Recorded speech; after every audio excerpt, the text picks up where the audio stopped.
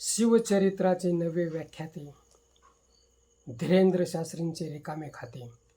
बागेश्वर कोणी महान पंडित, संत, तत्वज्ञानी असल्याचे कोणतेच पुरावे उपलब्ध नाही. ज्या नाठाळ मंडळींनी हिंदुस्थानी साहित्य संस्कृतीचे 3-13 केले, त्यातीलच एका टोळीचे मोहरके बागेश्वर शास्त्री होय. या मंडळींनी लाज लज्जा सर्व काही गंगेत सोडून दिली. शिवचरित्रावर आजही ऑक्सफर्ड आणि केम्ब्रिज विद्यापीठात पदवीसाठी अभ्यास केला जातो. आजच्या विज्ञान युगात सुद्धा पेटाऱ्यातून पसार व चिलखत घालून थेट अफजलखानाचा काढलेला कोथळा अभ्यासकांना खरा वाटत नाही. परंतु इतिहास साक्षीला आहे, ते सर्व तंतोतंत खरे घडले आहे.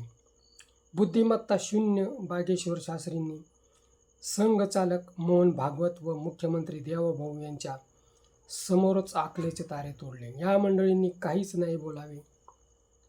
छत्रपती हा मोठा विषय आहे. पेलण्याची क्षमता पोरासोरांची नक्कीच नाही. शिवराय कधीच थकले नाहीत. उलट मराठा सरदारांनी प्रथम आदिलशाही व नंतर मोगलशाही सैन्य पळू थकवले. जावळीच्या जंगलात अफजलखानाच्या 5 लाख सैन्यावरून वरवंटा फिरविला.